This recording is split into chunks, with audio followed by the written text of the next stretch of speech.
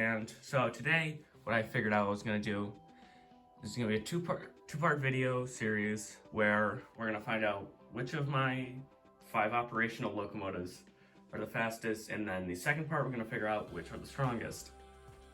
And generally, then I'll give them a little overview before I race each one of them. But so this is my newest locomotive. It is a Pennsylvania GG1 from Bachmann. Got it in May of this year. And this is an old Varney locomotive, kit built from the 50s. Not bad, just when I get a fiberglass pencil, it'll need a lot of restoration still. This is a Tyco Mantua GP20, Illinois Central. It's not bad, it's just, again, I also need to get some more stuff to clean it. Atherton Blue Box, F unit, Milwaukee Road, runs pretty well, pulls a lot. Bachmann F7 unit, Union Pacific, that's my first engine. I put a lot of weight inside that. I actually put quite a few quarters inside. Then we have, this is just a dummy unit for the Atherton. This one runs, but it trips over the point right here every time. Its wheelbase is too small. This has a couple of cracked gears, so it spins and it doesn't really drive anywhere. So those are mine. So these 5 are my main operational locomotives.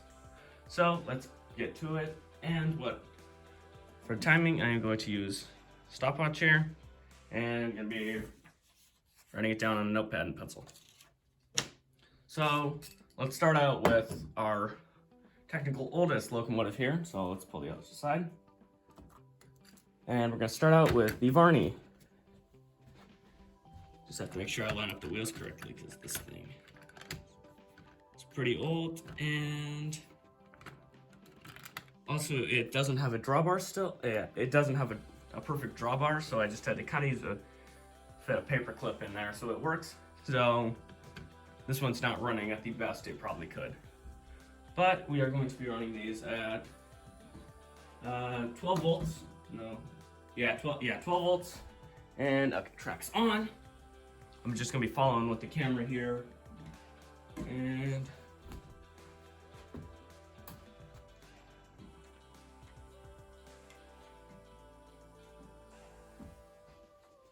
grab my stopwatch. And go. This one's gonna be taken off to a slow start here, but for some reason this one runs really quick around the curves. I guess I should have specified this earlier. We're gonna be timing the time for 3 laps. And this track is not the widest loop. I'm hoping on getting a lot. Our track pretty soon. Okay, just rounding out the Twinkie sign right now. And coming in for our first lap here. There we go.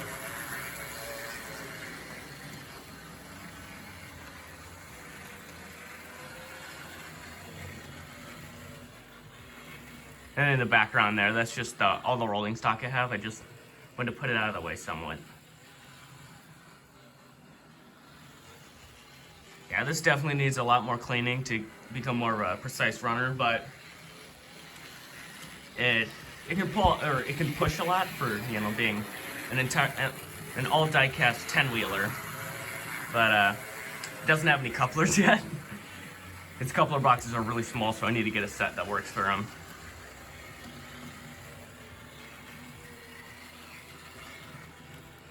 But I've seen it push just as much as the GG1 there. And it technically has half the driving wheels, but its middle axle is actually flat. So there's no flange on it. Okay, coming into the second lap here. Yeah, I parked myself right in front of the switch here, because a couple of these like to trip out. Well, especially this one. Okay, last lap here.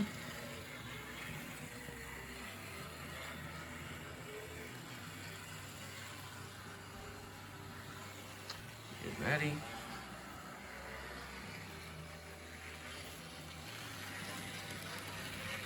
And once it hits the gray. Click, okay. Gonna kill track power. There we go. Put that down.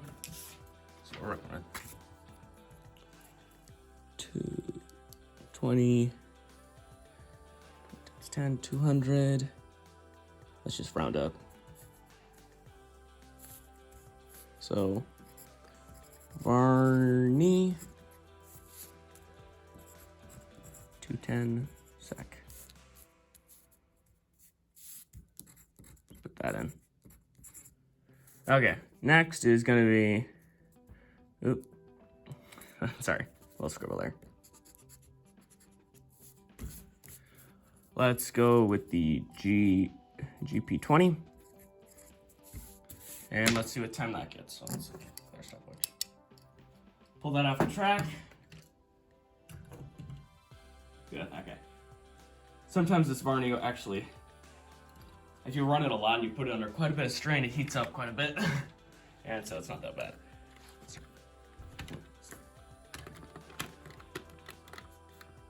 Point, okay.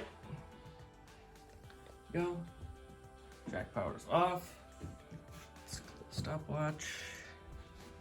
And nope. There we go.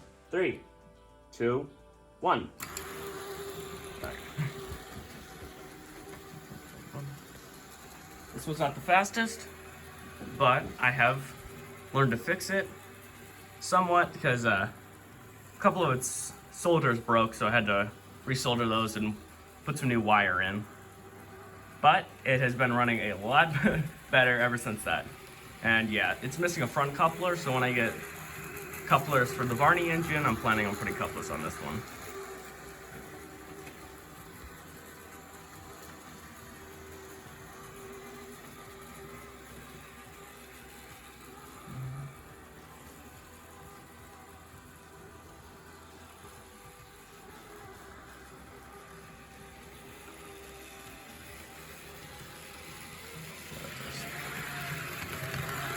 Lap. See, the locomotive, a lot of my dirtier wheeled locomotives, they like to speed up on the nickel silver portions of the track. Okay, going in for the third lap here. So let's just launch it. Okay, fuel power. Boom. This one was a lot faster at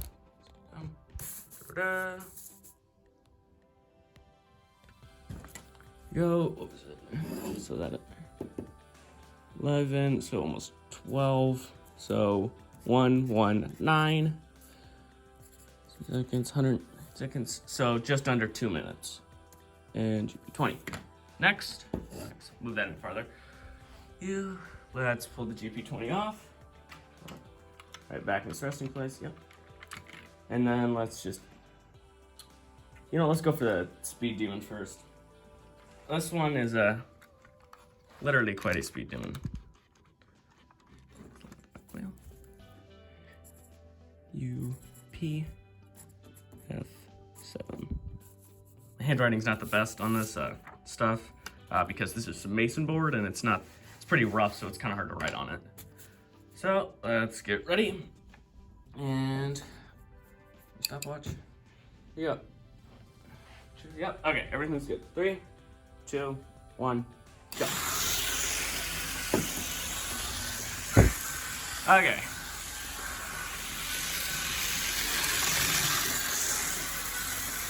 One lap. 2 laps. Sorry if this makes you nauseous. Okay, let's see.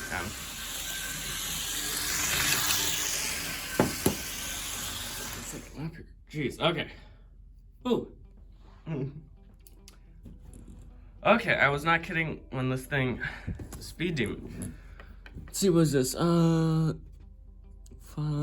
so it's on 40, so, geez, that's a 44 seconds. EP. Now let's go to the Milwaukee.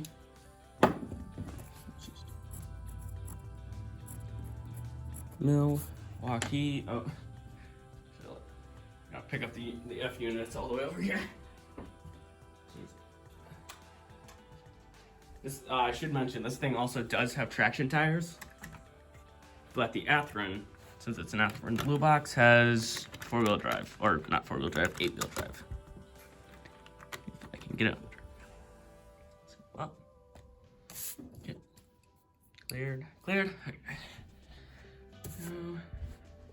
And 3, 2, 1, go. Yeah, this one's more of a slow starter.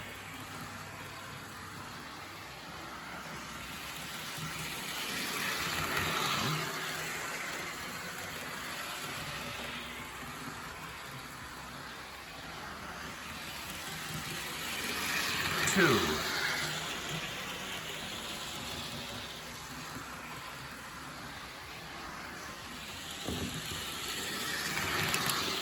Okay. Oh, it does also have dual flywheel, so it's a little bit faster. 5.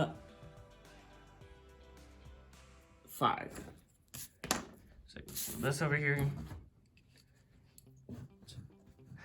It's going 50 seconds.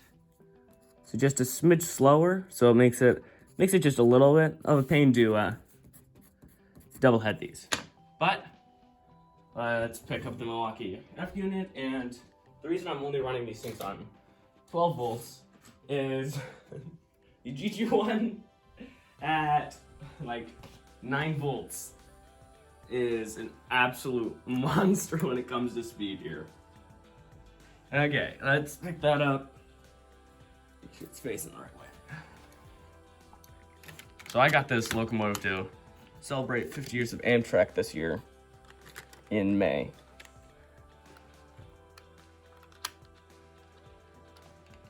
Make sure all of its wheels, because it's very long. Slide that forward.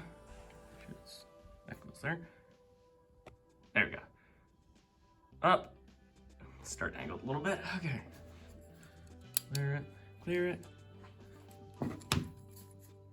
G. 1.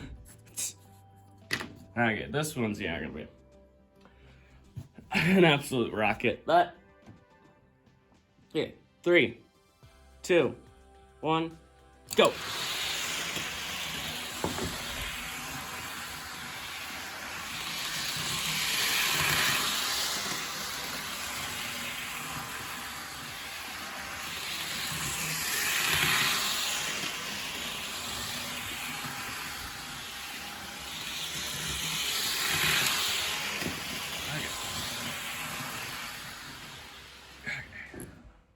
This one's a pain to edit with, but ooh. So just look down at the stopwatch here. Let me lit up at you guys. For 40 and round up, so it's just gonna be 41. And when you put that thing to the full like 18 volts, this thing takes off. I never run it at that speed because I don't want it flying off the curves like that curve over there, if you can see it over there. Yeah, that one. I do not want it shooting off that because I'm just waiting for when I get more track to do that. Okay, let's pick up the GG1. Okay. So it's not that long of a video, so you can probably still remember. But if you skipped around in the video, it is the GG1 is in first place at 41 seconds. The Union Pacific Bachmann, so both Bachmann units are the fastest. That F7 unit is 44 seconds. Next fastest was the Atheron Blue Box, which was at 50. And then at the GP20, which is an old Tyco Mantua, it's 119, so just under 2 minutes. And then the Varney, which still needs a lot of work, and I don't know if you ever saw it on the video, but the tender is actually unpainted. It's just the paint of the metal. And that's at 210 seconds, so just under, 4 minutes. So 3.5 minutes. And then just to show you why I didn't choose these ones, I guess I'll just run the little switcher here. because it always trips out on that point, and then this guy is a real mess. So as I show you these guys, these will just be a little bonus. Then I will move on to part 2. So let's there we go. Okay, 3, 2, 1, go. So yeah, it's not terribly fast, but you know, it's okay. It runs better around. Like it, I wouldn't say it's one of the faster ones, but it's probably the same speed as the Atherin Blue Box when it gets up into even the higher speed. Its highest speed is probably around that. And then maybe it'll skip. Yeah. There we go. Yeah. Yeah, it just dies out. Yeah. So that one's always sad because that one just dies out. But it's kill power. And let's put the other Tycho mantle on, which I'm not going to time this one because this one is an absolute wreck and it needs kind of a whole new drive system in it. It's an old U-boat. You're on? Okay. Sorry, this one might be a little loud. So, 3, 2, 1, go.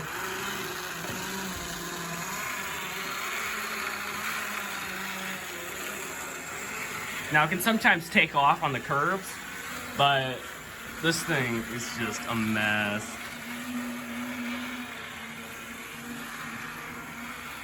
I'm only just gonna let this, unless this thing stops dead. There we go, yeah. That's why I never run those ones. But that's gonna be the end for this video. I'm gonna get a second part in here where we're gonna just test the power, and if the results are like anything like last time, I think we might know who's gonna win this one. But as always, see you guys next time, and bye-bye.